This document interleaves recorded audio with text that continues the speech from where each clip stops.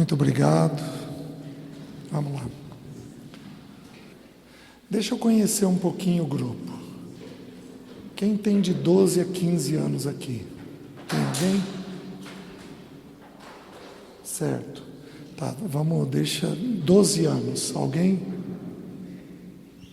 Certo. 13. 14.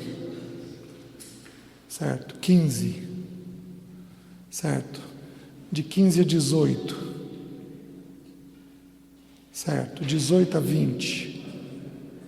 Acima de 20. Ó a minha gentileza, hein? Joia. Tá bom, então. Quando a Bíblia fala bem pouco da pessoa do Senhor Jesus, dele até os 30 anos de idade. Basicamente o texto que nos é descrito é o texto de Lucas capítulo 2, tá? E lá tem duas porções interessantes. Aos 2 anos diz que Jesus crescia. Lucas capítulo 2, abram lá. Versículo 39 e 40. Diz assim: cumpridas todas as ordenanças segundo a lei do Senhor, voltaram para a Galiléia, para a sua cidade de Nazaré. Crescia o menino e se fortalecia, enchendo-se de sabedoria, e a graça de Deus estava sobre ele. Então, aqui está falando, o próximo texto vai contar dele aos 12 anos. Então, aqui está contando dos 2 aos 12. Diz que Jesus crescia nessa ordem. Crescia Jesus e se fortalecia fisicamente. Enchendo-se de sabedoria, alma, psique. E a graça de Deus estava sobre ele, espírito.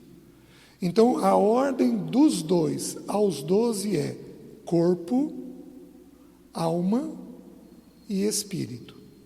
Essa é a ordem de crescimento. Então, a prioridade é o corpo, né, até os 12 anos, depois a alma, depois o espírito. O que é a alma? Vamos tentar entender. O corpo é a parte física da gente. Está fácil de entender, certo? Porque é a parte visível. Qual que é seu nome? Sara. Então, a Sara, eu conheço a Sara pelo corpo dela. É pelo corpo que a gente sabe quem que é a Sara.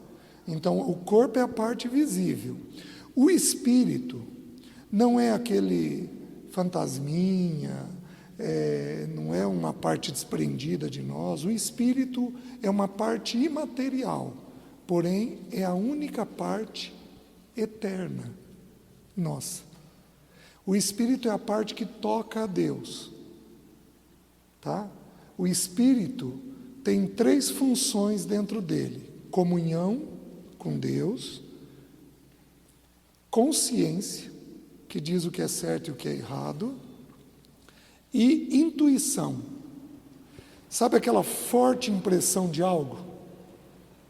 De vez em quando alguns aqui já começaram a ter isso, especialmente as meninas. Sabe quando você levanta com uma impressão de que algo vai acontecer? Isso daí está ocorrendo no teu espírito. Então, é uma forte impressão sem você saber descrever o que é. Isso é intuição. Isso está presente dentro do teu espírito, né? Os espíritas vão dizer que isso daí é teu karma falando, que você é mediúnico. Não é nada disso. As escrituras ensinam isso com clareza, que é uma função do espírito que nós temos. E o que é a alma? Então, por exemplo, a psicologia é uma ciência relativamente moderna. Nós estamos falando aí de um pouco mais de 100 anos.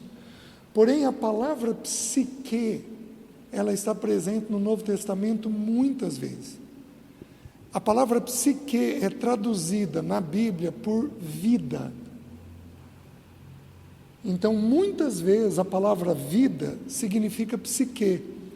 Então, a palavra vida tem 3 originais na Bíblia: zoe, que é a vida de Deus; psique, que é a vida da alma; e bios, que é a vida da natureza. Biologia, psicologia, é a vida da alma, e zoe, que é a vida de Deus. Tudo bem? O que é a psique de uma pessoa? Porque está dizendo que Jesus crescia em sabedoria. O que é a psique? A psique é o pensamento, a emoção e a vontade. Então, quem é a Sara? Desculpa, Sara, você sentou do meu lado, ou eu sentei do seu. Qual é seu nome? Pedro, tá bom. Daqui a pouco eu te alivio, tá? Quem que é a Sara? A Sara, eu tenho o corpo dela, mas quem que é ela? A Sara é o que ela pensa, o que ela sente e o que ela decide. Então a alma nossa, a psique nossa, é o pensamento, a emoção e a vontade. Então, eu penso, eu sinto e eu faço. Vamos lá? Repitam comigo: pensamento, emoção e vontade. Esses três elementos compõem a nossa alma. Aqui a alma está descrita dizendo que Jesus crescia em sabedoria. Então, primeiro ele crescia fisicamente, depois ele crescia em sabedoria na alma dele, e então ele crescia espiritualmente, e a graça de Deus estava sobre ele. Porém, aos 12 anos, Jesus vai para a Páscoa, e aí lá no versículo 43 diz assim: terminados os dias da festa, ao regressarem, permaneceu o menino, Jesus, em Jerusalém, sem que seus pais o soubessem. Pensando, porém, estar entre os companheiros de viagem, foram caminho de um dia, e então passaram a procurá-lo entre os parentes e os conhecidos. E não os tendo encontrado, voltaram a Jerusalém à sua procura. 3 dias depois, o acharam no templo, assentado no meio dos doutores, ouvindo e interrogando-os. Então, aos 12 anos, qual era a necessidade de Jesus? Fazer pergunta. Então, vocês precisam fazer perguntas. E os irmãos mais velhos precisam achar as respostas. Tem perguntas que vocês fazem que são dificílimas, não são de uma resposta fácil, porém, é assim que funciona aos 12 anos de idade. Então, aos 12 anos, a mente de vocês começa a pipocar de coisa, mas começa a estourar de pensamento. Vocês abrem para dinheiro, para sexualidade, para amizade, relacionamento, afetividade. Então a alma de vocês começa a borbulhar de indagações. Isso é normal e natural. É assim que é. E não tem erro nenhum nisso daqui. Não tem erro nenhum um adolescente virar aos 13 anos para Sara, eu estou confuso com a minha sexualidade. Eu sou homem, eu sou bi, eu sou hétero, eu sou gay, como é que eu sou? O fato de falar isso não quer dizer que eu sou alguma coisa, quer dizer que está começando a pipocar dentro da minha mente uma série de incertezas, de dúvidas. Então esse é o natural nessa idade. Prestem atenção no que eu vou te dizer. Jesus é o Filho de Deus. Como Filho de Deus significa o quê? Que ele expressa a imagem de Deus. Porque filho retrata quem a gente é. Se vocês conhecerem minha filha, vocês vão dizer assim: nossa, dispensa exame de DNA. Então, tadinha, ela veio parecida comigo. Né? Ela tem o jeitinho dela, minha cara, minha boca. Então você olha e diz: nossa, é filha do César. Porque o filho retrata o pai. Lembra de Jesus com Filipe? Quem me vê a mim, vê ao Pai. Então, como filho de Deus é isso. Mas como filho do homem, o que ocorre com Jesus? Ele é a excelência da criação. Ele é o nosso irmão mais velho. Então, tudo que Jesus passou, todo filho de Deus vai ter que passar. Então, quando a Bíblia conta histórias sobre a idade de Jesus, está contando as histórias que nós vamos passar mais ou menos nessa idade. Está fazendo sentido? Jesus é atemporal e ele é acultural.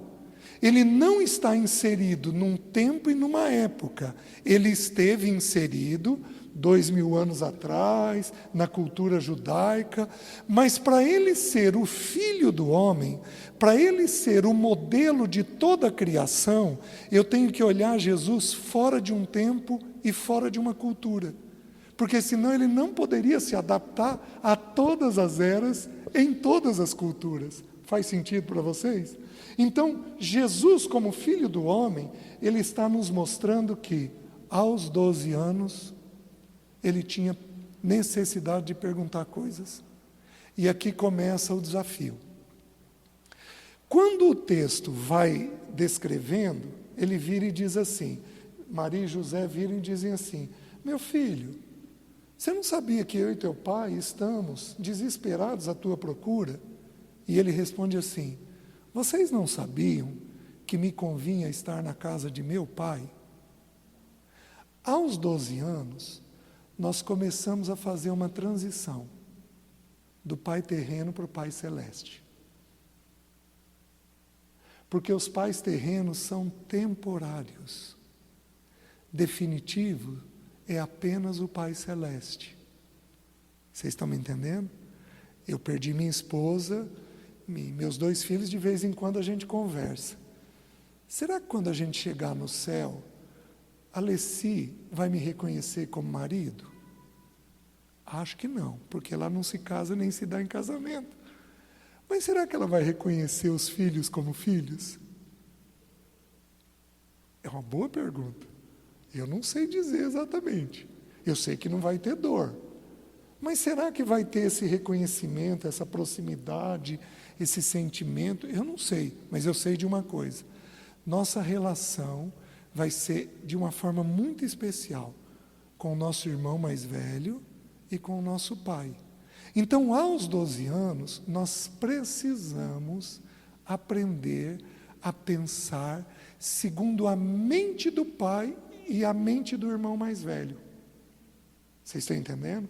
Então, ele não nos deixou só. Ele nos deixou com o irmão mais velho para a gente imitar. E com um pai que tem pensamentos sobre todos os temas da vida.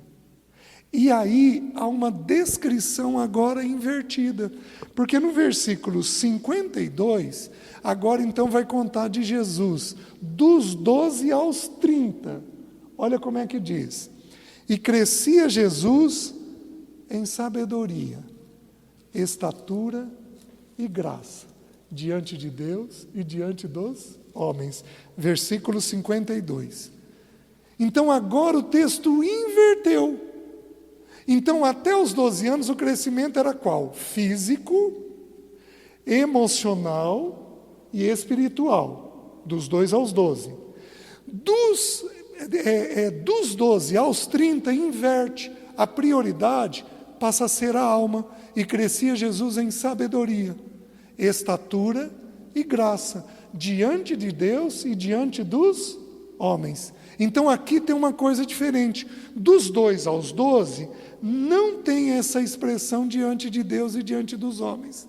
Mas dos 12 aos 30, tem a expressão. Então, o nosso crescimento, ele tem que ser visto da parte de Deus e da parte das pessoas. Então, a questão nossa aqui é, onde tem as perguntas de vocês sobre a vida? Quais são as perguntas que vocês têm sobre a vida? Porque vocês têm. O texto está ensinando que vocês têm. Quais são as perguntas? A alma de vocês é o pensamento, a emoção e a vontade. Alguns aqui pensam muito. Quem pensa muito, levanta a mão. Ó.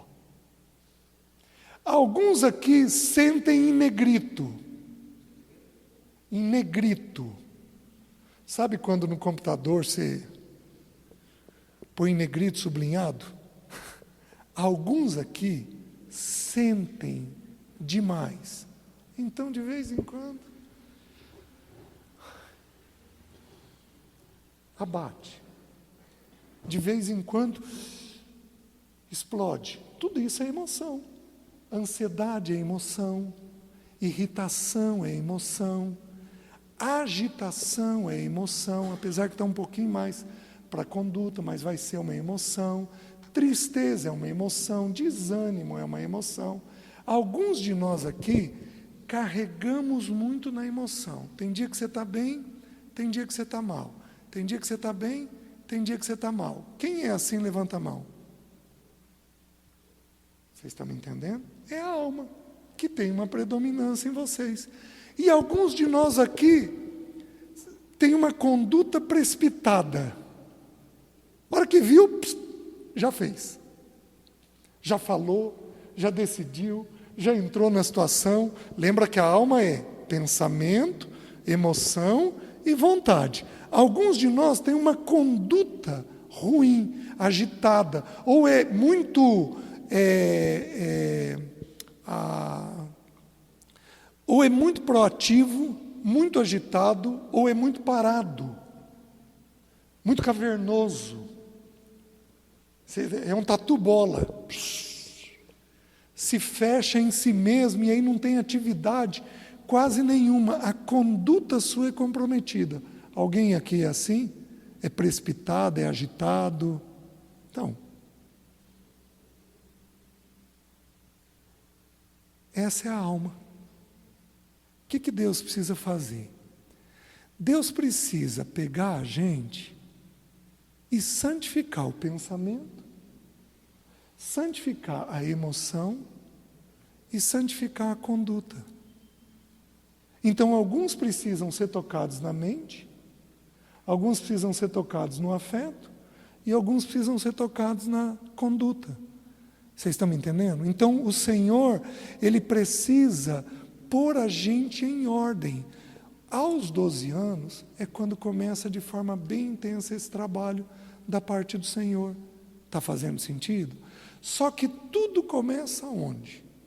Tudo começa com perguntas. Então, alguns de vocês estão cheios de perguntas, tá? Então, como eu não conheço o grupo, eu não sei o tamanho da liberdade que vocês têm entre vocês, da timidez. Eu não conheço o grupo, então eu vou devagarzinho. Vamos fazer o seguinte: quais são as perguntas que mais pipocam no colégio de vocês? Olha como é que eu estou sendo bondoso. Eu não estou pedindo para vocês falarem de vocês. No meio que vocês vivem, em geral, vocês gastam mais tempo no colégio. Quais são os temas da vida que mais pipocam entre vocês? Vai lá. Sugestões. Tudo bem, gente, o silêncio fala. Eu posso esperar um tempinho, não tem problema. Quais os temas que pipocam lá entre vocês? Os temas da vida. Alguém?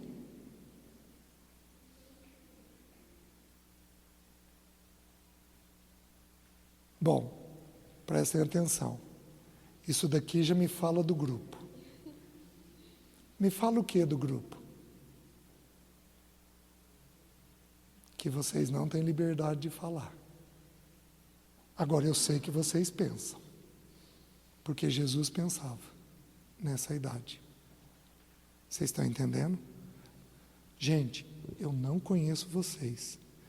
O que eu falar das Escrituras é das Escrituras. Mas o que eu falar de vocês, vocês dividam por 50. Porque eu posso estar certo, eu posso estar errado. Tá? Mas o silêncio denota que vocês não têm facilidade entre vocês de falar. Tudo bem? Então eu vou facilitar. Quantos aqui ouvem sobre definição profissional? Levanta a mão. Isso. Então está aí um tema que nessa idade rola. Às vezes um pouquinho antes, em geral vai rolar aí 14, 15 anos com certeza. já começa a rolar, pensar, alguns um pouquinho antes. Quantos aqui têm ouvem conversa de sexualidade? Levanta a mão. Olha lá. Assim. Os outros que não levantaram, eu estou olhando meio com desconfiança, porque eu duvido que na idade de vocês não rola esse tema. Possivelmente vai rolar esse tema. Vocês vão ouvir isso de alguma forma e de alguma maneira. Gente, definição profissional é espiritual? Claro que é, gente. Sexo é uma coisa espiritual? Claro que é, gente. Deus criou isso. Como que não é espiritual? Então, eu estou sendo espiritual com os irmãos. Eu estou tocando em temas que precisam de ser enxergados com a ótica do Senhor, né? Quantos aqui percebem o tema do dinheiro? Levanta a mão. Você sabia que cerca de 1/4 da Bíblia são versículos sobre dinheiro? 1/4. Quando foi que vocês ouviram o último estudo sobre dinheiro? Quem aqui nunca ouviu um estudo sobre dinheiro? Levanta a mão. Gente, como é que nós não estudamos sobre dinheiro? Me perdoem aí, os líderes. Como é que nós não estudamos? 1/4. Por que a Bíblia fala tanto de dinheiro? Porque além do Senhor, Deus é o único Senhor que existe. A Bíblia diz que aquele que lida, a Bíblia diz assim, que o amor ao dinheiro é a raiz de todos os males. Se nós não ensinarmos para vocês a lidar com dinheiro, vocês terão risco de terem a fé de vocês diminuída, de vocês viverem males. E qual é a idade de aprender? A idade que vocês estão. Então esses tópicos têm que ser tratados. Deus tem pensamento sobre tudo isso. Deus pensa isso, Deus olha isso, Deus entende isso. Dinheiro é uma coisa espiritual? É, porque a Bíblia fala a respeito desse tema. Vocês estão conseguindo entender? Então, o que eu estou tentando mostrar para os irmãos é o quê? Que existem temas que são naturais de virem para fora.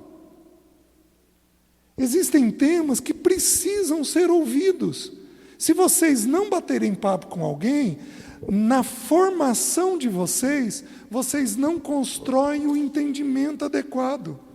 Vocês estão me entendendo? Vocês estão na idade de indagar, de perguntar, de construir entendimento sobre as coisas de vocês.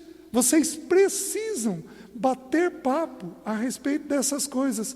Na idade de vocês, sim e não basta. Vocês precisam compreender a espiritualidade, o valor da santidade nos temas da vida. Os irmãos estão conseguindo entender?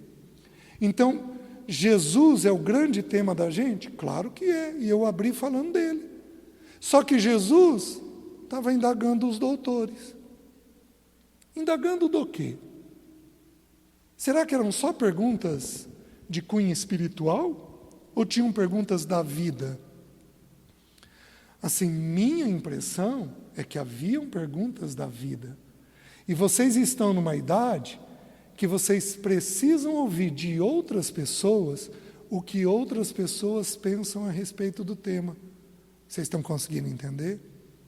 Então, eu poderia aqui abrir com vocês os temas. Vamos bater papo sobre os temas? Vamos falar de sexo? Na idade de vocês? De como rola, por que rola, como que Deus pensa, qual é a santidade disso, o que pode, o que não pode, até onde pode. Vamos bater papo sobre isso? Eu poderia e deveria fazer isso, mas talvez o grupo ainda está não totalmente pronto para fazer isso assim, em aberto. Vocês estão me entendendo? Vocês precisaríamos bater papo sobre dinheiro. Então, por exemplo, a idade de vocês é a idade dos pais começarem a dar mesada. Amém? Quem aqui tem mesada?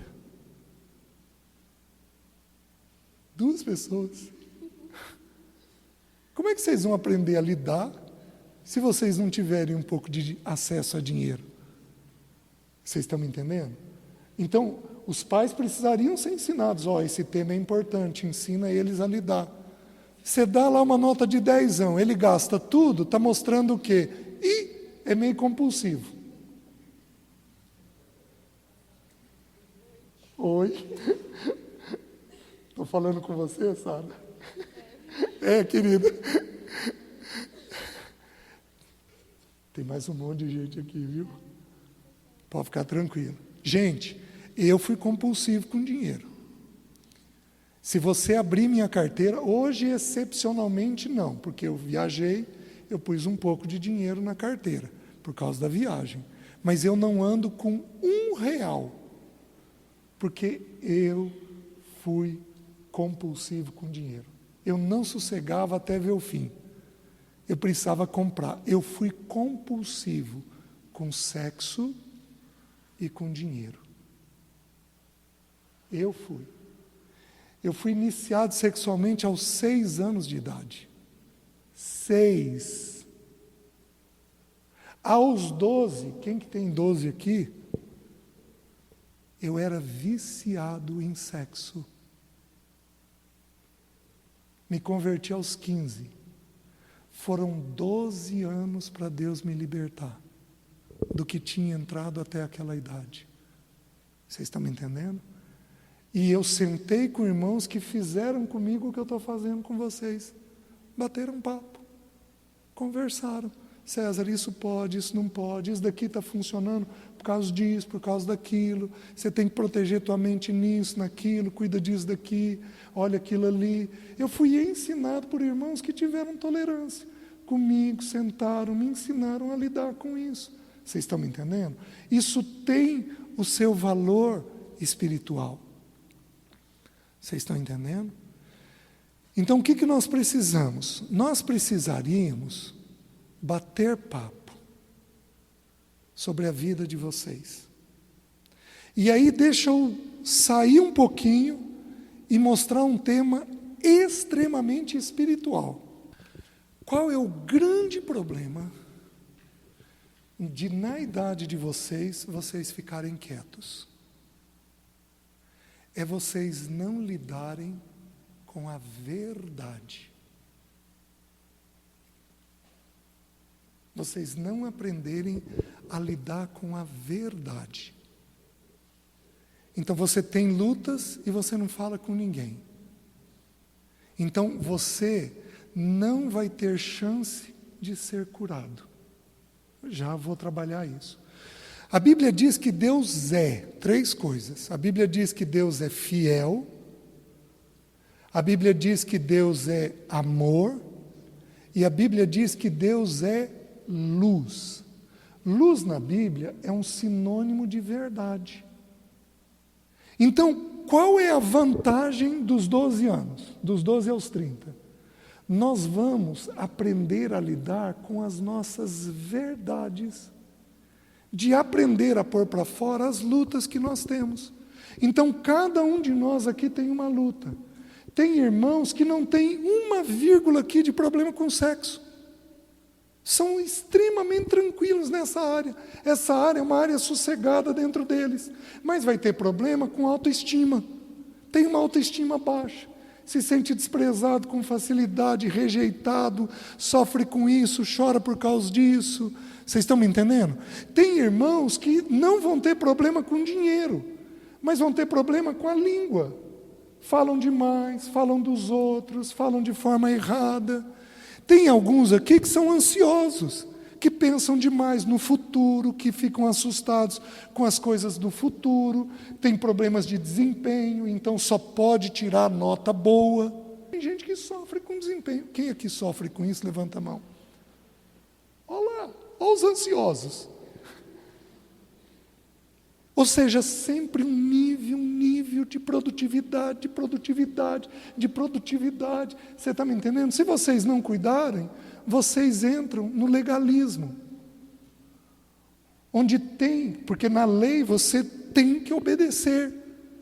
Você tem que alcançar a meta, você tem que alcançar o alvo. Fica rígido, fica tenso, fica pesado, fica exigente.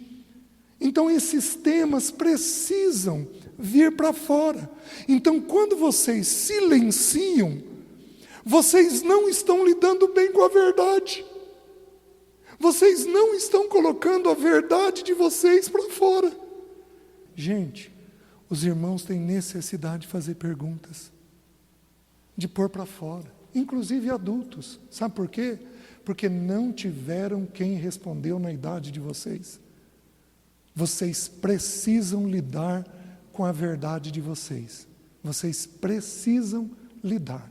A partir dos 12 anos, nós começamos a ter clareza dos nossos pecados. Você tem tendências pecaminosas que vieram da sua casa, da sua família. Anotem aí, não precisam abrir, eu só vou citar. 1 Pedro 1,18 diz assim, que nós fomos resgatados do fútil pecado que os nossos pais nos legaram. Quem aqui vê coisa ruim dos pais? Levanta a mão. Os outros não veem nada de errado dos pais. A gente vê coisa errada dos pais. Quem aqui já se viu repetindo as coisas dos pais? Olha lá, gente. Por quê? Porque é chamado nas Escrituras de maldição hereditária. O pecado repete até a 3ª e 4ª geração. Quem aqui detesta um erro da mãe ou do pai? Levanta a mão. Deixa eu te dizer uma coisa. Olha o que a Bíblia ensina. Romanos capítulo 7. Porque o bem que eu prefiro eu não faço, mas o mal que eu detesto, eu pratico. A Sara é minha mãe. Quanto mais eu ponho reparo nela, nossa, está brava. Ai, de novo a mãe descompensou. Ai, de novo a mãe está brava. De novo a mãe está brava. De novo a mãe está brava. Ai, meu Deus, o que eu vou fazer para a mãe acalmar? O que eu vou fazer para a mãe acalmar? Quanto mais reparo eu ponho na Sara, o que a Bíblia está dizendo? O mal que eu detesto, eu pratico. Porque o pecado, ele é aprendido por pôr reparo. Quanto mais você olha, mais você absorve. Você está me entendendo? Então essas verdades precisam ser ensinadas para nós, de como é que você lida com as tuas tendências pecaminosas. Você tem tendências pecaminosas. Isso está claro. Você tem essas coisas rolando dentro de você. E o que você precisa fazer? Você precisa aprender a estabelecer as suas verdades. Você tem áreas da sua vida que são frágeis. Todos nós temos inclinações. Onde que a verdade liberta? A verdade liberta quando você começa a falar disso. E conhecereis a verdade, e a verdade vos libertará. João 8,32. Então você precisa lidar com a sua verdade para você ser liberto. Senão, você pode passar uma vida cristã inteira sem ser liberto de uma área. Por quê? Porque você não falou aquela verdade para alguém.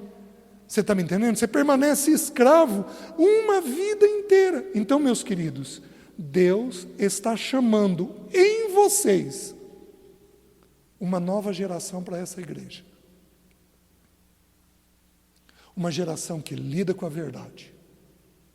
Uma geração que morde a língua e não fala dos outros. Uma geração que lida com a sua verdade. Que compreende que o meu pecado é pior que o da Sara. Que eu sou tão pecador quanto a Sara. Que se a Sara teve alguma compulsão com dinheiro, eu também tive. Eu não sou melhor que ela em absolutamente nada. A verdade vai ensinando a gente a estabelecer isso. Você está me entendendo? Só que para isso, você tem que ter a coragem de lidar com a sua verdade. Você tem que ter a coragem de começar a listar.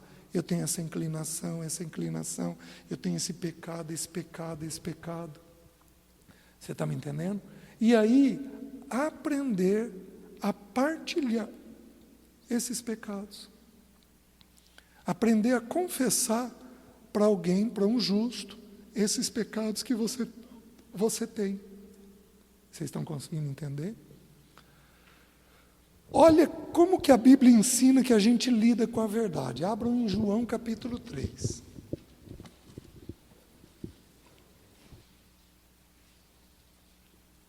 Versículo 19 a 21. Diz assim: o julgamento é este, que a luz veio ao mundo, e os homens amaram mais as trevas do que a luz, porque as suas obras eram más. Pois todo aquele que pratica o mal aborrece a luz, e não se chega para a luz, a fim de não serem arguidas as suas obras. Quem pratica a verdade aproxima-se da luz, a fim de que as suas obras sejam manifestas, porque feitas em Deus. Jesus está ensinando que nós não gostamos da luz. Na natureza pecaminosa que foi plantada em nós, nós não gostamos da luz. Nós não gostamos que Deus jogue luz sobre a gente. A tendência da gente é esconder as nossas coisas. Isso entrou onde? Entrou em Adão. Então eu e você vamos evitar a luz. Nós vamos gostar das trevas. Espiritualmente falando, emocionalmente falando, é assim que funciona. A gente vai ter a tendência de esconder as nossas coisas. Você quer ver uma coisa? Se você for fazer algo errado, você faz em geral quando? De dia ou à noite?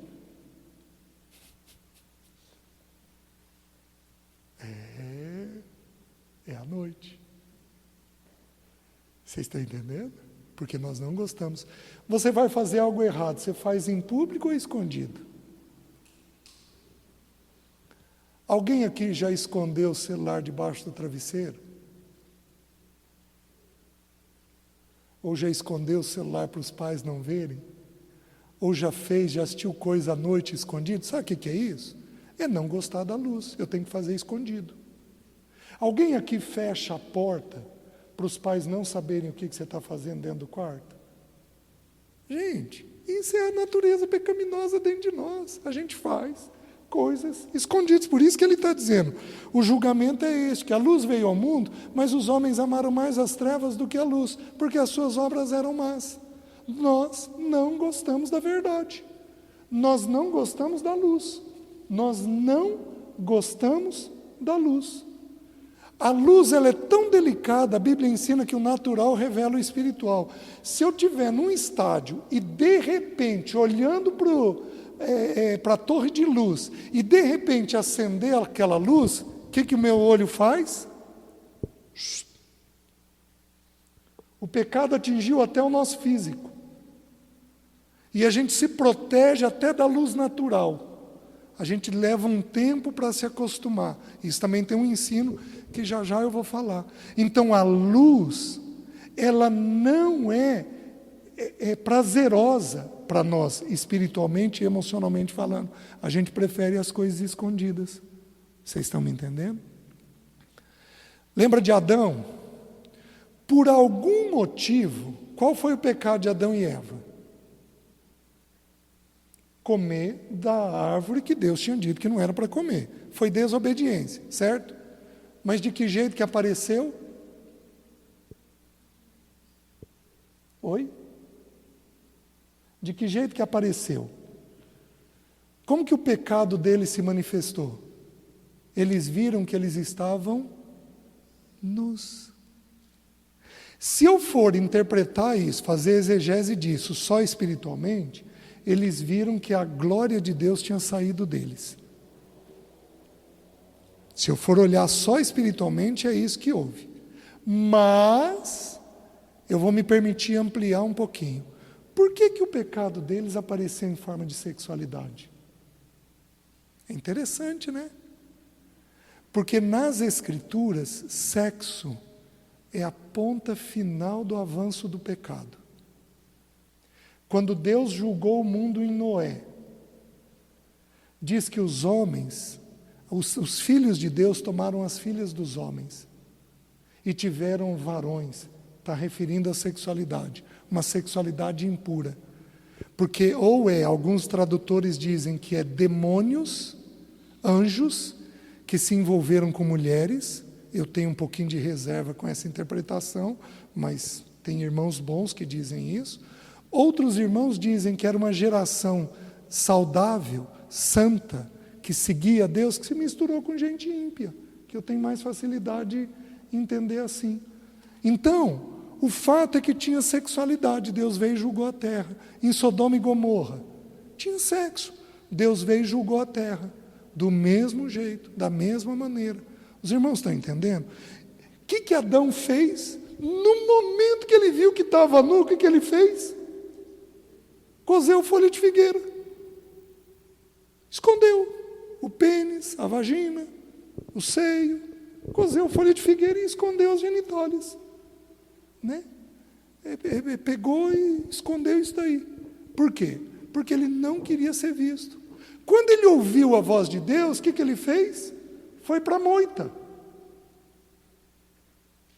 Quando Deus questiona ele, quem te fez saber que estavas nu? Você comeu da árvore que eu te ordenei não comesses? Ele foge de novo. A mulher que o Senhor me deu. Meninas, prestem atenção. Quando você casar, você vai ser a culpada. Porque isso é adâmico nos homens. A mulher que o Senhor me deu. Nós somos tão bons em transferir responsabilidade que Adão transferiu numa única frase para 2 pessoas.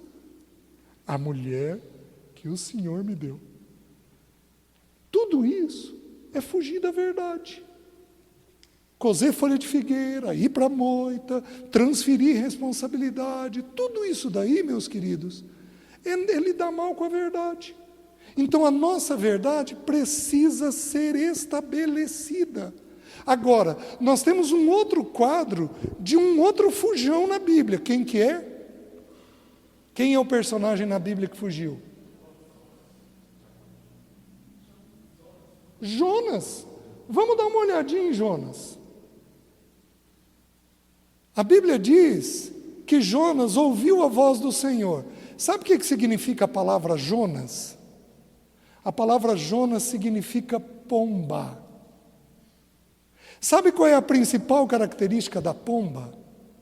Só pousa em lugar seguro.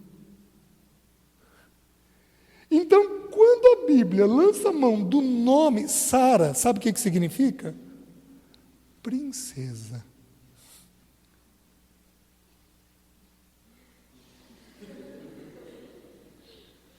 Então, sabe o que Deus vai fazer com a Sara? Tornar ela mansa, discreta. Ela vai aprender a falar com o marido dela no pé da orelha. Pode até ser que ela seja, nesse momento, Sarai. Sabe o que é Sarai na Bíblia? Barraqueira. Você não é não, né, querida? Ai, desculpa. Briguenta. Aquela mulher forte, determinada. Deus vai pegar ela e vai fazer dela uma Sara, uma princesa. Sabe o que significa César Augusto? Rei. Mas sabe o que eu aprendi na Escritura? Que eu só sou rei se eu for verme. Então eu estou aprendendo a ser o quê? Verme. Salmo 22, 23 e 24. No Salmo 24, Jesus é rei. Mas para ele ser rei, no 23 ele foi pastor. Só que para ele ser pastor, no 22 ele foi verme. Porque eu sou verme. Esse é o ensino. Quando eu for um bom verme, um bom pastor, aí eu estou pronto para reinar. Até lá, não posso. Então, Deus pegou o nome de Jonas e falou o quê? Você vai se chamar Jonas. Que significa o quê? você vai pousar em lugar seguro. Então, vamos pensar. Quando o Espírito desceu sobre Jesus, desceu em forma de... Porque Jesus era seguro. Quando o Espírito desceu sobre os apóstolos, desceu em forma de um vento intempestuoso e fogo. Línguas como de fogo. Por quê? Porque eles não eram nada seguros. Eles precisavam de purificação. Vocês estão entendendo? Então Jonas só pousa em lugar seguro. A Bíblia está ensinando o quê? Que os fujões, todos nós aqui o somos. As meninas um pouquinho menos que os meninos. Os meninos fogem mais. Por quê? Porque as meninas lidam com as verdades um pouquinho melhor que os meninos. Elas lidam mais rápido. As meninas menstruam, então elas lidam com a dor mais cedo. Então elas têm a coragem de lidar com as verdades mais cedo. Ai, Sara, menstruei. Nossa, eu estou numa irritação. Eu estou matando um hoje. Então ela é obrigada a lidar com a verdade dela um pouco mais cedo. Então isso ensina ela a ser mais verdadeira. Os meninos não. Os meninos não sofrem. Então a gente vai se escondendo, vai se escondendo, vai se escondendo. Então Jonas, eu preciso de um lugar seguro. Deus mandou ele ir até Nínive. E havia uma profecia de que o reino do norte seria levado cativo pela Assíria. E Nínive era a capital da Síria. Possivelmente Jonas pensou o seguinte: Deus vai me mandar lá, vai ter misericórdia desse povo, vai deixar esse povo vivo, e esse povo vai levar a Síria cativo, vai levar o reino do norte cativo. Quer saber de uma coisa? Eu não vou, Deus destrói esse povo, e aí o reino do norte não vai ser levado cativo. Possivelmente foi o raciocínio dele, que a gente vê depois, no último capítulo, ele raciocinando isso com Deus. Eu sabia que o Senhor ia ser misericordioso, ia deixar esse povo vivo. Então Jonas faz o quê? Jonas desce até o porto de Jope. Sabe o que significa Jope? Beleza. Para onde a gente foge? Para um lugar bonitinho, seguro. O problema é que nós estamos descendo na fuga. Não é suficiente. Ele compra uma passagem para Tarsis. Sabe o que significa Tarsis? Um paraíso encantado, porém distante. Ele chegou em Tarsis? Nunca. Vou aplicar o texto na minha realidade. Eu fui iniciado sexualmente aos 6 anos de idade. Eu era muito tímido. Quem aqui é tímido? Levanta a mão. Eu era muito tímido, muito tímido.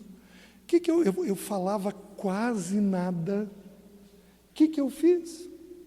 Eu fui fantasiar. Nossa, então, eu namorei tudo quanto é menina.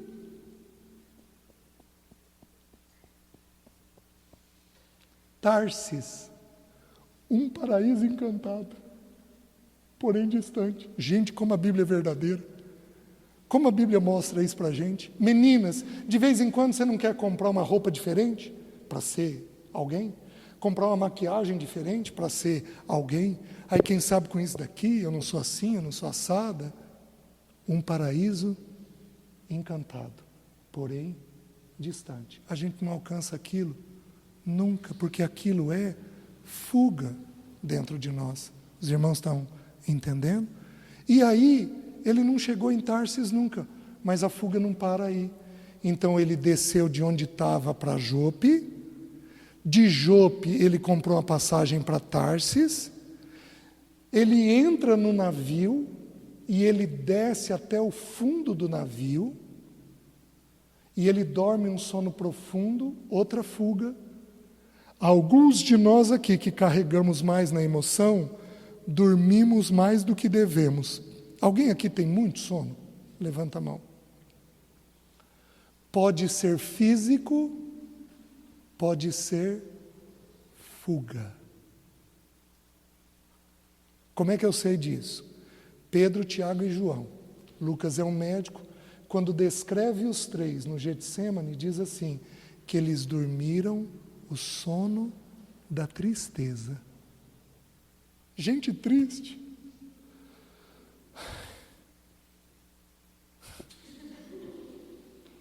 Isso mesmo, Sara. Vocês estão entendendo? Foge. Vai fugindo. Vai fugindo.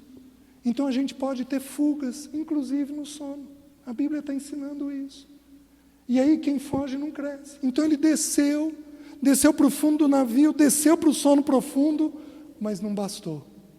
Ele teve que descer para o fundo do mar.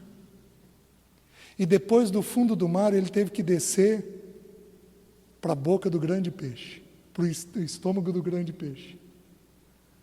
Mas graças a Deus, o grande peixe não deu conta de Jonas. Deus teve que vomitar ele. Só que depois de 3 dias, lembra que os marinheiros viram tudo aquilo. Gente, olha essa tempestade. Alguém de nós aqui pecou, alguém de nós aqui pecou, alguém de nós aqui pecou. Chegou a vez de Jonas? Não, fui eu que pequei. Aí jogaram ele no mar e cessou o tempo. Esse povo, quando desembarcou em Nínive, o que você acha que eles fizeram? Contou para todo mundo. 3 dias depois, o grande peixe vomita Jonas.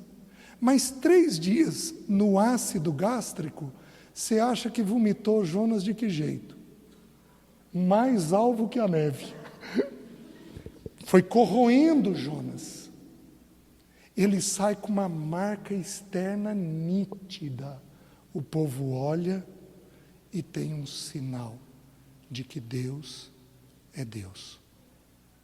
Gente, não adianta fugir. Se você não aprender a lidar com as suas verdades, não tem jeito de você resolver. E queridos, está mais fácil com vocês do que com os mais velhos. O vigor da juventude é lindo, porque a gente vai pondo tudo em ordem. Não é à toa que nós estamos aqui hoje tratando disso.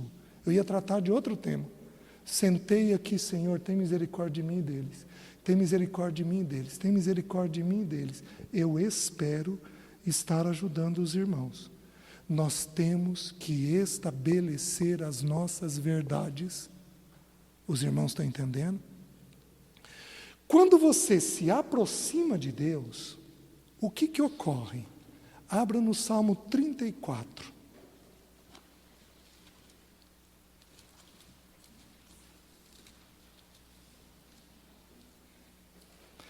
Deixa eu fazer o inverso. Primeiro 36, versículo 9. Salmo 36, versículo 9, diz assim: em ti está o manancial de vida, na tua luz temos a luz. Então presta atenção, você vai recebendo luz de quem você está sendo. O que você tem que fazer? Você não pode ignorar aquela luz, porque senão você está fugindo. A luz veio, você tem que tratar aquilo. Mãe, me perdoa, eu respondi para a senhora. Pai, me perdoa, desobedeci o Senhor. Deus, me perdoa, falei mal de tal pessoa. Então você tem que responder de forma imediata àquela luz. Senão, querido, você está fugindo. E essa fuga não vai dar em coisa boa. Adão foi expulso da presença do Senhor. Então você tem que aprender a lidar com as suas verdades. Então o que aconteceu? Eu me converti, 15 anos de idade. 2, 3 meses de conversão, parei num acampamento de meninos. O irmão que foi falar, falou sobre sexualidade para os meninos. Gente, confessei meu pecado publicamente. Irmão, eu tenho esse pecado, eu tenho esse problema. Eu sou compulsivo nessa área. E irmãos, quando eu digo compulsivo, eu digo compulsivo. Minha mente não parava de pensar em sexo. Foi uma coisa terrível, terrível dentro de mim. Confessei, passei 1 ano sem ter problema nenhum. Eu fui tocado pelo Senhor naquele momento. Por quê? Porque a Bíblia diz assim, Tiago 5,16. Abram lá, por favor. Tiago 5,16 diz assim: confessai, pois, as vossas faltas uns aos outros e orai uns pelos outros para serdes curados. Muito pode, por sua eficácia, a súplica do justo. Por que eu passei 1 ano curado?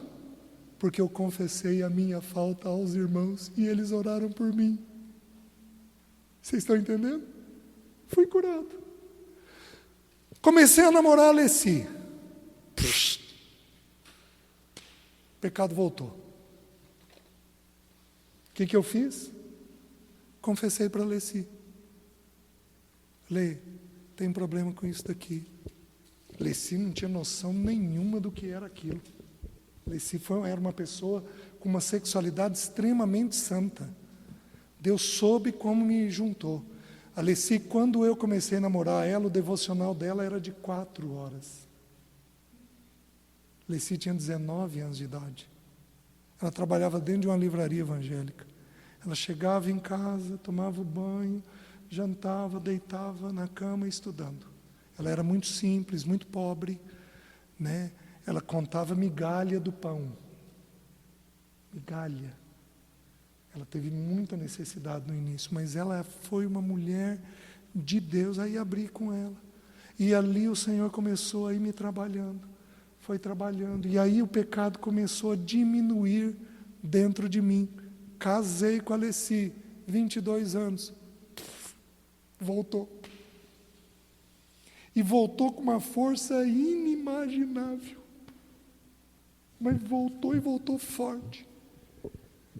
Lê, estou tendo esse problema aqui de novo. Só que aí eu fui mais claro com ela.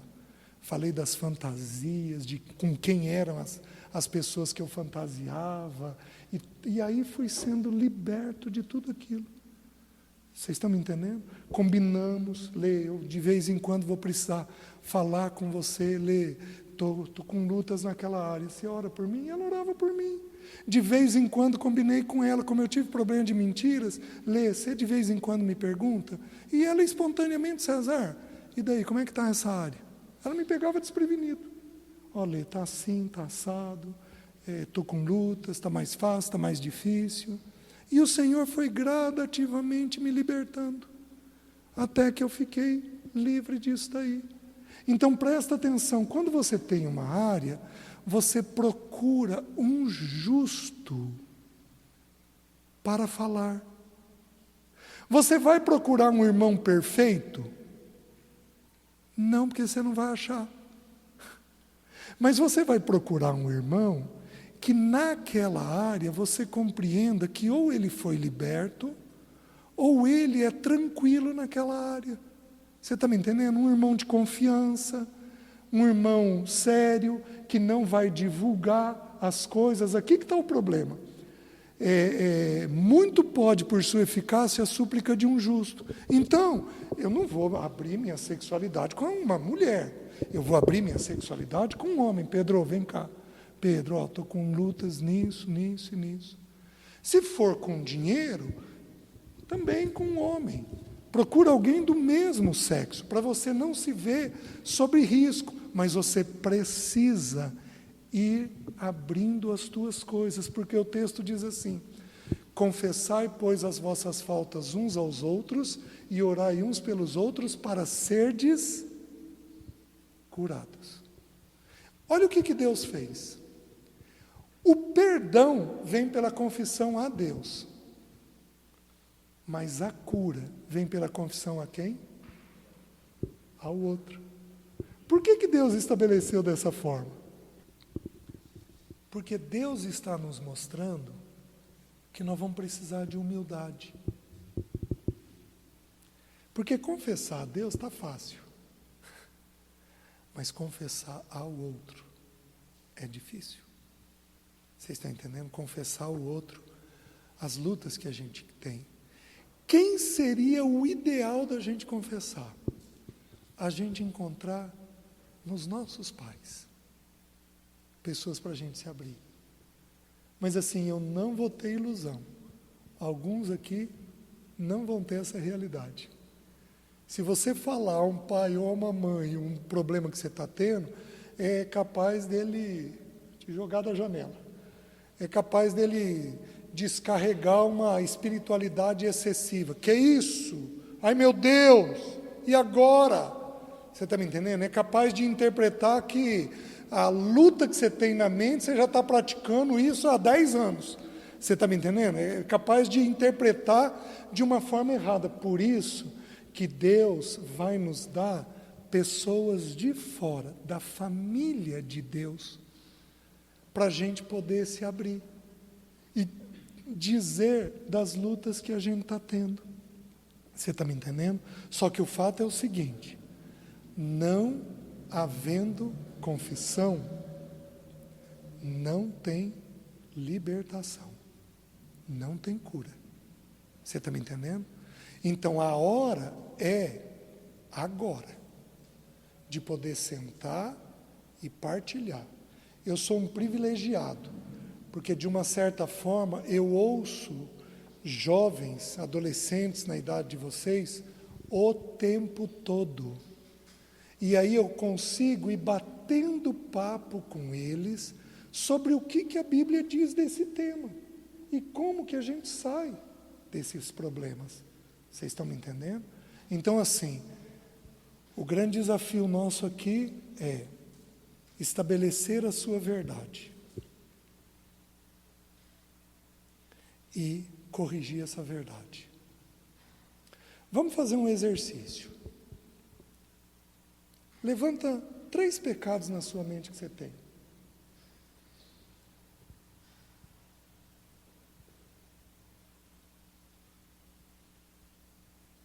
Levantou? Levantou 3? Quem tem coragem de dizer 1?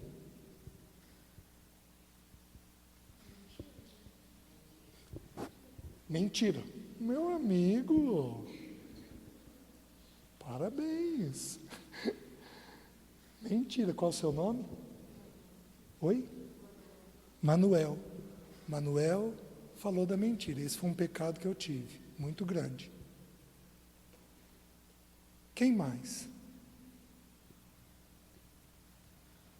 Oi? Preguiça. Está aí. Um pecado. Certo? É raro a gente achar alguém preguiçoso.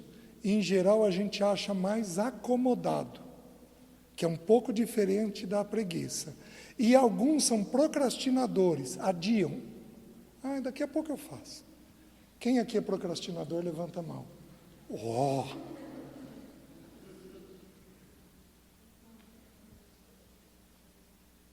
Levanta de novo a mão, procrastinador. Segura um pouquinho. Estão aqui os fujões.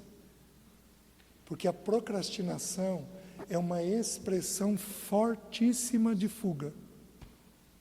Para não enfrentar, daqui a pouco.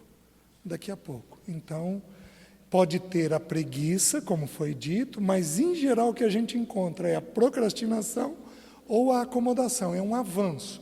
Eu começo procrastinando, aí eu me acomodo, se eu não cuidar eu fico preguiçoso. Tá? Você é chamada de preguiçosa? Não. Tá, você se sente. Tá bom. Inveja. Quem aqui tem inveja? Levanta a mão. Só eu e alguns poucos aqui junto com a Sara? Sei não. Esse pecado atinge a gente mais do que a gente pensa. Sabe qual a principal característica da inveja? Você não fica alegre com a conquista do outro. Quem aqui já teve isso? Levanta a mão. Ó, como é que já aumentou um pouquinho. A hora que a gente define o termo. Inveja, outro pecado. Que outro pecado a gente tem? Orgulho. Está aí uma... O orgulho é um pecado, a gente tem texto para tudo isso que eu estou ensinando aqui. Para mentira, para inveja, para preguiça, para procrastinação, para o orgulho. Só que o orgulho, ele tem várias expressões. Tudo está ligado ao orgulho. Por exemplo, a arrogância. Eu olho Pedro de cima para baixo. Quem que esse moleque pensa que é? Sou muito melhor que ele. Isso é arrogância. A prepotência é um outro pecado. Eu falo bem para diminuir o outro.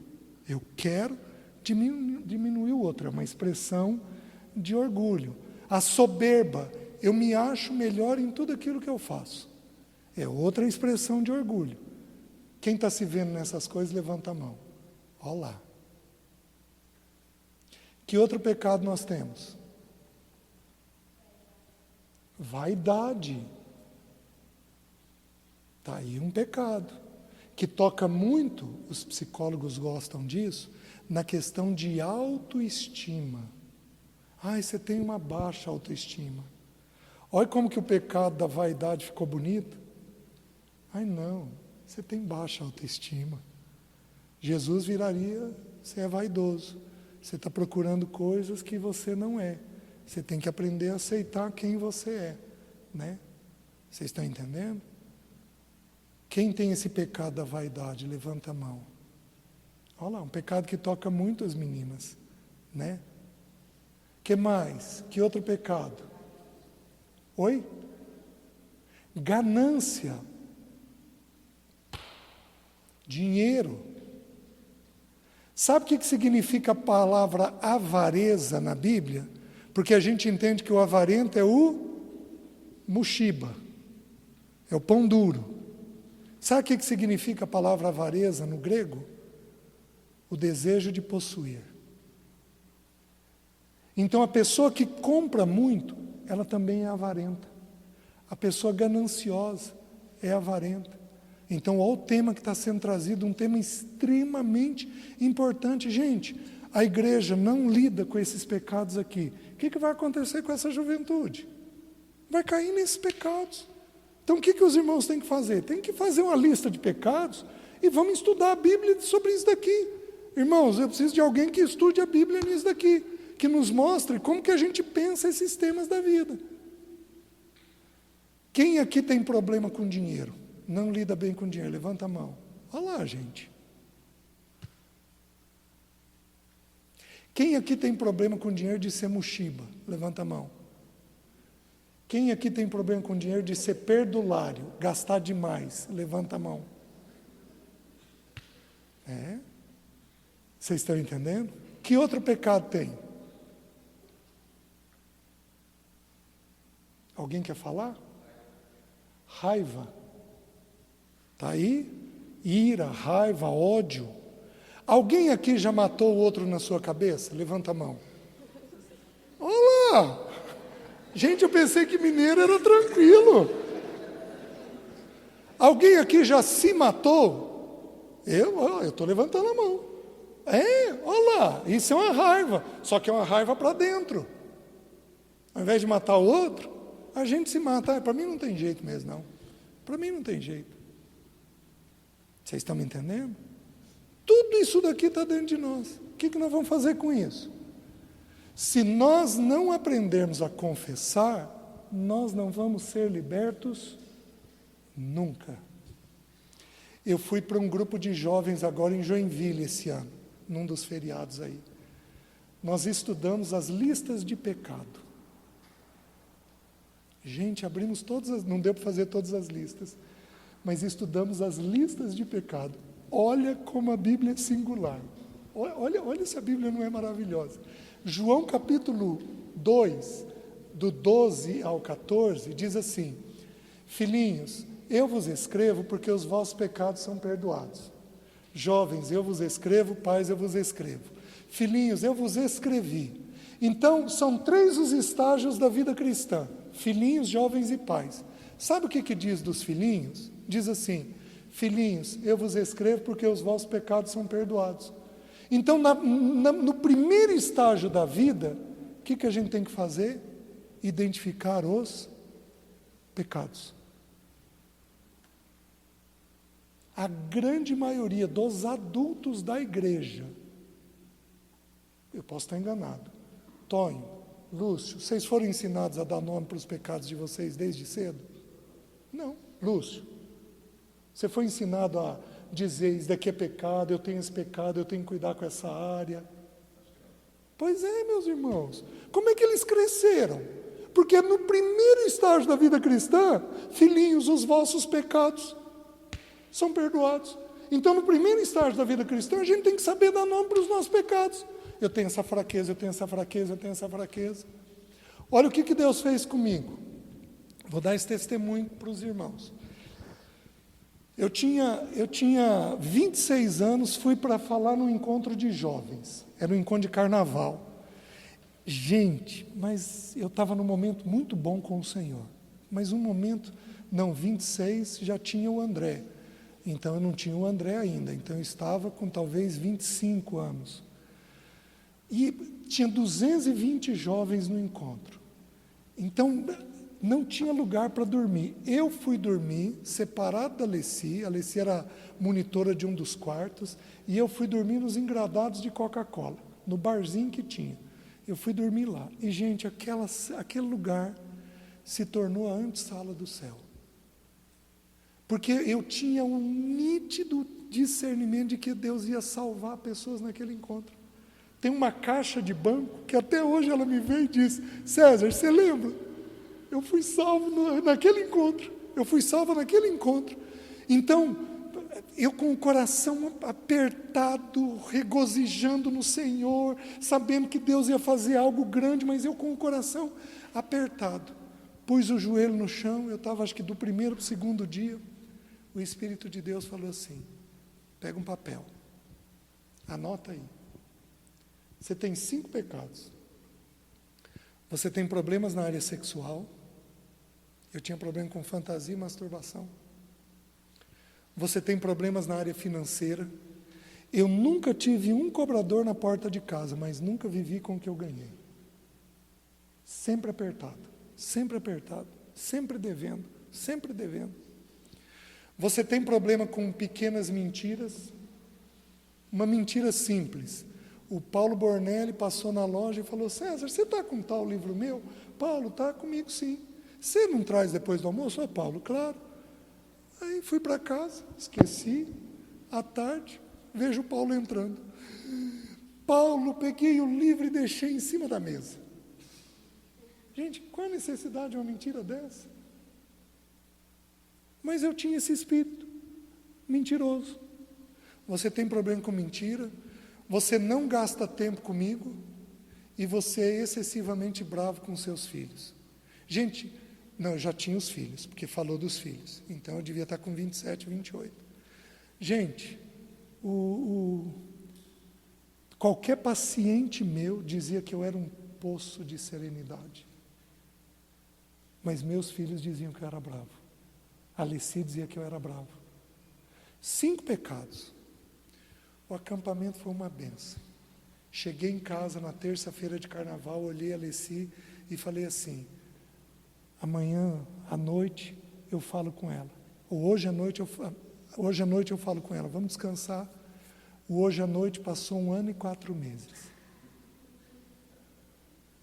Fui para um encontro agora de pastores, onde eu, o Paulo Bornelli e um irmão chamado Naaman preparamos o encontro e convidamos um homem de Deus chamado Alan MacLeod para pregar.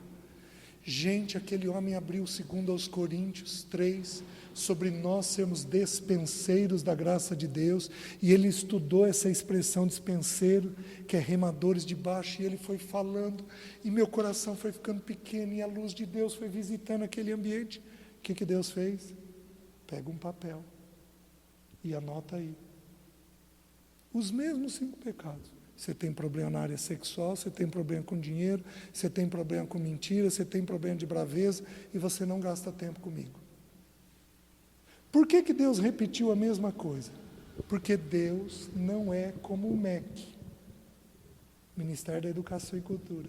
Ele não passa a gente para o 2º ano, se a gente não cumprir o primeiro. Você tem que cumprir tudo. Aí ele te passa para o 2º ano. Como eu não tinha cumprido, anota aí. O encontro terminou numa quinta-feira, tinha reunião de oração. Cheguei em casa, olhei a Alessi e falei: depois da reunião. Passaram-se mais 4 meses. E eu não dei conta de falar com ela. Fui para um encontro da igreja. Veio um, e aí, meus queridos, eu comecei a me sentir espremido. E eu comecei a ter pensamentos ruins na minha cabeça, inclusive de morte. Porque esse foi um medo que eu tive, de eu me matar. Foi um medo que entrou na minha infância, de eu me matar. Era psicólogo. E com esse medo. Aí fui na reunião da igreja, veio um grupo de Londrina que eu nunca vi na vida. Nunca vi na vida. O irmão que estava tocando teclado, parou a reunião e falou assim: irmãos, tem alguém aqui com pensamento de morte. Eu queria que esse irmão viesse à frente para eu orar por ele. Gente, quando ele falou aquilo, eu me enfiei no banco. Aí eu pensei, ai meu Deus, é comigo. Ele falou uma segunda vez, ele falou uma terceira vez. A igreja tinha um pastor e um presbítero. Quem que era o presbítero? Eu. Como é que eu ia lá na frente? Eu preservei minha imagem. Vocês estão me entendendo? E aí eu me afundei no banco. Alguns anos mais tarde, contando essa experiência, uma irmã me procurou depois da reunião e falou assim: César, eu estava sentado atrás de você e Deus me falou que era você e me mandou orar por você. Gente, Deus levanta a gente intercessor. O irmão virou e falou: bom, irmãos, está dada a palavra. Se esse irmão quiser fazer alguma coisa depois, eu estou aqui. Tá bom. Fui comer na casa do meu melhor amigo, esse dos Estados Unidos, no dia seguinte. E ele sonhou comigo aquela noite. Olha o que ele sonhou. César, sonhei com você essa noite. Quando ele falou isso, minha medula gelou. Porque eu estava em culpa. Deus tinha me dado uma ordem. E aí ele falou, e o sonho, César, era curioso. Por quê? Porque eu e você estávamos numa batalha. Mas o curioso, César, é que eu via você morrendo. O que eu não entendi é que eu via a bala que te matava entrando pela tua boca. Pode ser mais singular do que isso? O que Deus estava me dizendo? Fala, senão você vai estar em risco. Cheguei em casa, olhei a Leci, falei, amanhã cedo eu falo com ela. E foram-se mais 4 meses. O que aconteceu? Um dia o André acordou doente. Ele tinha tido uma doença gravíssima aos 2 anos de idade. Ele acordou com a mesma doença. Quando eu vi aquilo, eu falei, Deus, eu sei o que é. Sou eu que estou dando espaço na minha casa, por causa da minha resistência. Aí liguei para o pastor, para ele vir ungir o André, orar pelo André, e o irmão falou assim, César, eu estou com você o dia inteiro na cabeça, está tudo em ordem? Eu falei, irmão, eu já sei o que é. E aí ele veio, orou, chamei a Alessi, falei, vem cá. Levei 3 meses para conseguir abrir tudo. 3 meses. Fui abrindo gradativamente. Abri a questão financeira. Eu devia, naquele momento, 1 ano de salário. 1 ano de salário. Se eu ganhava uns 10 salários mínimos naquela ocasião, que seria um excepcional salário, uns 12 mil reais, eu devia quase 150 mil reais. E a Alessi foi uma mulher de Deus. Ela virou para mim e falou assim, o que a Bíblia prega e o que você ensina sobre dívida? Que quando a gente deve, a gente vende o que tem. Vamos vender? Vendemos tudo que nós tínhamos. O apartamento financiado e o carro. E começamos tudo de novo. Ela virou para mim e falou assim, eu preciso te dizer que eu não confio mais em você nessa área. E eu pus uma determinação na minha cabeça, eu vou te levar a confiar em mim. O que eu fiz? Eu era compulsivo. Basta confessar? Não. Chamei um irmão que lidava bem com dinheiro. E ele me discipulou toda semana por 1 ano. Como eu tinha confessado que eu tinha problema de mentiras, de vez em quando eu chegava em casa à tarde e estava lá o irmão batendo papo com a Alessi. Porque ele ia confirmar com a Alessi se o que eu estava dizendo para ele era verdade. Foi um homem de Deus na minha vida nessa área. Um irmão difícil em muitos aspectos. De um relacionamento dificílimo, rígido, pesado. Mas era um irmão na área financeira de uma autoridade única. Ele era norte-americano. Aprendia a fazer orçamento norte-americano. Sabe como é que norte-americano faz orçamento? Ele faz orçamento por ano. Eles calculam, quando tinha carta, até o selo que eles iam usar. Eles calculavam tudo. Aprendi a fazer orçamento dessa forma. Meus queridos, nunca mais tive problema de dinheiro. Sabe por que Deus estava me dizendo, deu sonho para aquele meu amigo da bala entrando pela boca?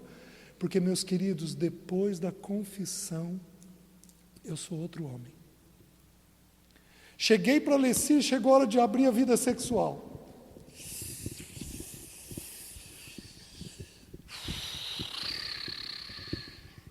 E aí eu falava com o Paulo Bornelli. Eu me abri com o Paulo Bornelli antes de me abrir com a Alessi, sobre o pecado sexual.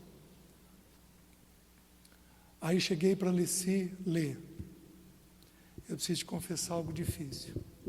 Eu penso em outras mulheres. E eu me masturbo pensando em outras mulheres. Gente, primeira frase dela. Bom, se você pensa em outras mulheres, você adulterou. Se você adulterou, eu posso me separar. Aí eu corri para o Paulo. Ô Paulo, o que você me armou? Você mandou eu confessar, o que ela está falando?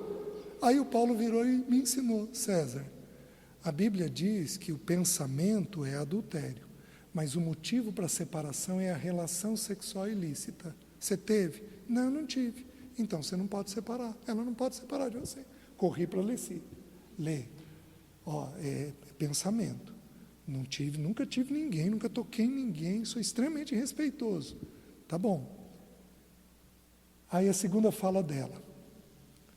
Bom, se você pensou em outras mulheres, você não me ama. Corri para o Paulo. O Paulo virou e me ensinou. César, homem faz sexo sem amor, mulher não. Mulher, para se entregar, uma mulher normal, ela precisa ter afeto. Homem não precisa de afeto para ter vida íntima. Corri para Alessi. Lê, estou aprendendo isso daqui. Aquilo assentou também no coração da Alessi. Terceira pergunta da Alessi. Quem são as mulheres? Aí eu falei, eu não acredito que você está me perguntando isso. Ela virou e falou, César, eu não acredito que você está me falando tudo o que você está falando. Gente, foi difícil. Mas por que foi bom? Porque eu descobri qual tipo de mulher eu tinha fraqueza. E aí aquela porta foi fechada dentro de mim. Meus queridos, eu saí disso um novo homem. Eu tenho um divisor de águas na minha vida cristã. O momento que eu me converti e o momento que eu lidei com os meus pecados. Porque aí eu estabeleci quais eram as minhas fraquezas, quais eram os meus problemas, quais eram as minhas lutas. A partir daquele momento em diante, eu sou outra pessoa diante de Deus. Os irmãos estão entendendo? Por que eu estou dando testemunho? Para que os irmãos sejam estimulados a lidarem com a sua verdade. Qual é o grande desafio? Para quem vocês vão abrir? Esse é o grande desafio. Como vocês são quietos, dividam, porque foi a impressão que eu tive. Como vocês são quietos, então, se o que eu estiver vendo for uma verdade, eu não sei se é, por isso eu quero que vocês dividam. Se vocês forem quietos, vocês vão pensar muito. E tem chance de falar em particular. Você viu, Pedro? Eu vi. Você viu, né? Você viu mesmo que eu vi? Eu vi. O que você viu? Você. Quem não fala de forma adequada, fala de forma inadequada. Vai pensar e vai falar de forma inadequada. Se eu vi algo do Pedro, está tudo bem? Te vi com um olhar triste. Está tudo em ordem com você? Eu tenho que aprender a abordar a própria pessoa. Você está balançando a cabeça que não?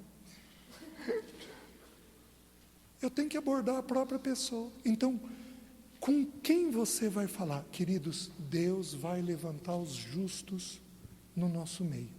Deus vai levantar essas pessoas justas no nosso meio para você ter a coragem de se abrir com essas pessoas. Está fazendo sentido?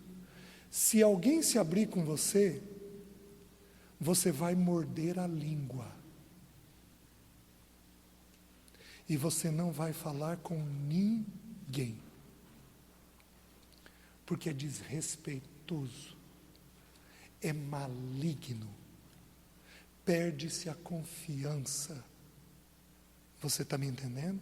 Eu procurei um homem de Deus sobre um dos temas mais delicados da minha vida, e ele abriu com outras pessoas. Procurei ele e questionei: irmão, você fez isso? Fiz, César. Você me perdoa. Nunca mais consegui restaurar a confiança. Nunca mais abri com ele. Então, se porventura você tiver algum problema, ou alguém tiver algum problema e te procurar, você vai manter aquilo entre você, a pessoa e o Senhor. Então, Deus vai levantar no nosso meio conselheiros. Deus vai levantar no nosso meio irmãos com autoridade. Deus vai levantar essas pessoas. Você está me entendendo? Nós não queremos ser uma igreja com união. Você quer ser unido aos seus? Então, o último texto. Abra em 1 João, capítulo 1, versículo 5 a 7.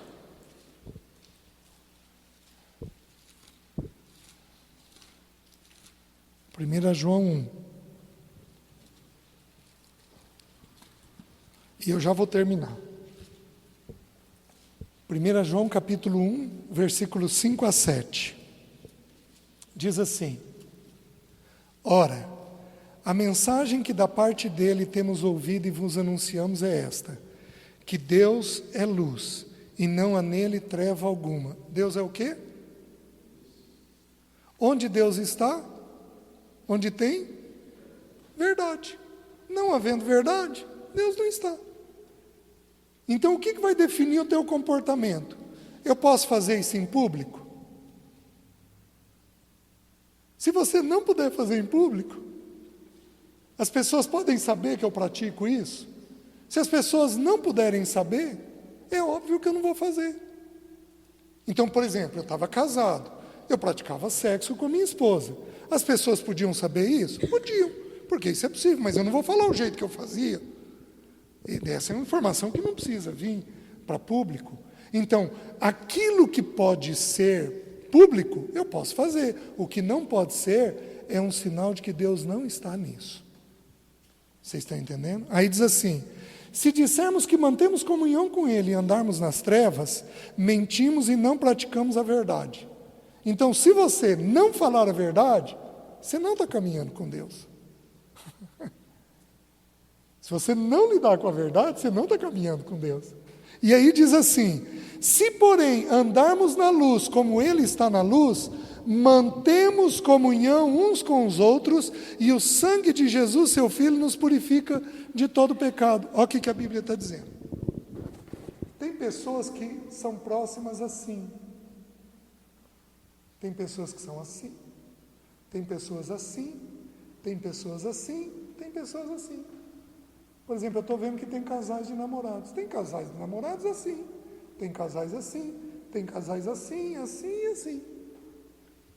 O que une duas pessoas? O que une duas pessoas, de acordo com as Escrituras, é verdade.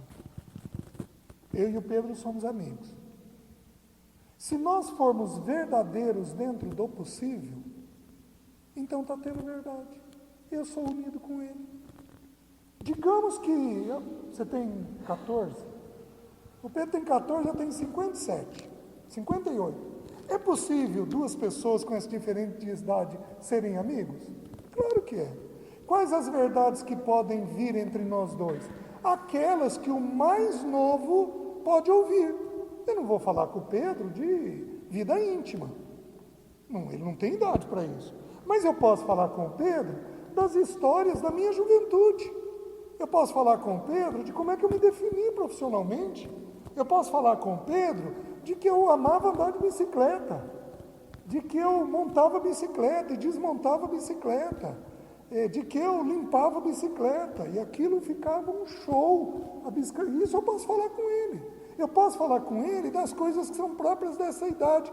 E eu e ele sermos dois amigos assim, porque tem entre nós dois verdade. A verdade que é possível. Né? O Lúcio pode ser meu amigo. Com o Lúcio eu vou falar das coisas próprias da nossa idade. Eu posso falar de vida íntima, eu posso falar de finanças, eu posso falar de dinheiro, eu posso falar com o Lúcio. E se eu falar com ele sobre isso, eu sou unido assim. O que une na Bíblia é verdade. Não é outra coisa que une. Então pode ser da verdade mais simples, fiz tal coisa hoje, até a verdade mais difícil, sinto tal coisa, estou com tal pensamento, estou abatido, verdades mais profundas. Então o que une uma igreja? A capacidade de lidarmos com a verdade. Quando os irmãos, os casais, os filhos com os pais com os filhos, não lidam bem com a verdade, agora, à medida que vamos lidando com a verdade, vamos fazendo isso daqui. Eu terminei o casamento com a Alessi assim. Por quê? Porque toda verdade era colocada na mesa. Você está entendendo? Então, meus queridos, falei muito. Espero que tenha ajudado um pouquinho vocês. Tá bom? Tenham a coragem, porque Deus está presente onde há luz e onde há verdade. Amém?